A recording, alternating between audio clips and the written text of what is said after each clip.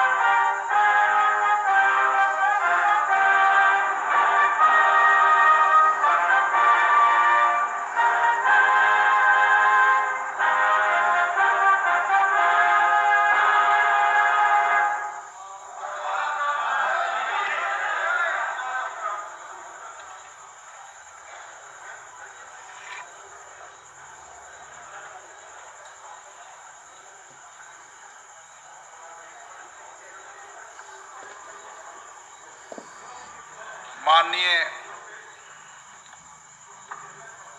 सदस्यगण, मुझे सभा को भारत के पूर्व राष्ट्रपति और भारत रत्न श्री प्रणब मुखर्जी के दुखद निधन के बारे में सूचित करना है।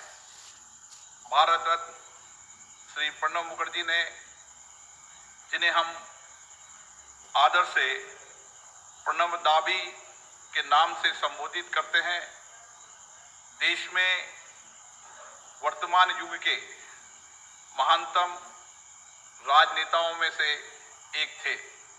मात्र 24 वर्ष की अवस्था में उच्च सदन के सदस्य बने पूर्व राष्ट्रपति भारत रत्न प्रणब मुखर्जी सच्चे अर्थों में लोकतंत्र की मूल भावना के उपासक थे। वे एक प्रभावी वक्ता, कुशल प्रशासक और सफल राजनेता थे। संसदीय परंपराओं और इतिहास के संबंध में उनका ज्ञान और अनुभव अद्वितीय था। विभिन्न पदों पर रहते हुए राष्ट्र सेवा का उनका 5 दशकों से भी अधिक का अनुभव रहा।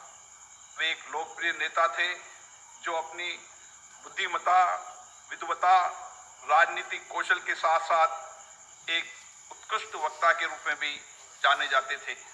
प्रत्येक राजनीतिक दल में उनका सम्मान और आदर था। सदन में होने वाली बहसों को वे बहुत महत्व देते थे। संसद के केंद्रीय कक्ष में अपने विधायी भाषण के दौरान उन्होंने सभी पार्टियों के विशिष्ट वक्ताओं का नाम लेकर कहा था कि उनके भाषणों ने उनके व्यक्तित्व को गढ़ने का काम किया। उनका विचार था कि भारत का संविधान मात्र एक कानूनी दस्तावेज नहीं है, बल्कि देश के सामाजिक आर्थिक परिवर्तन के लिए मैग्ना कार्टा के समान है। अपने लंबे राजनीतिक जीवन में स्वर्गीय प्रणब मुखर्जी ने देश के राजनीतिक घटनाक्रमों का अवलोकन ही नहीं किया, बल्कि उसमें सक्रिय भूमिका भी निभाई। कालांतर में अपने दीर्घ अनुभवों, विशद ज्ञान को उन्होंने पुस्तक के माध्यम से हमारे साथ साझा किया। ये पुस्तकें वर्तमान भारत के राजनीतिक और आर्थिक इतिहास के दस्तावेज हैं। लोकतंत्र, संविधान और राजनीति को लेकर साझा किए गए उनके विचार आने वाले समय में हमें मार्गदर्शन करेंगे। श्री प्रणब मुखर्जी का निधन नई दिल्ली में 31 अगस्त 2020 को 84 वर्ष की आयु में हुआ। माननीय सदस्यगण, मुझे सभा को अपने साथी श्री एच वसंत कुमार और विख्यात गायक पंडित जसराज तथा 13 पूर्व संसद सदस्यों की दुखद मृत्यु के बारे में भी सूचित करना है। श्री एच वसंत कुमार तमिल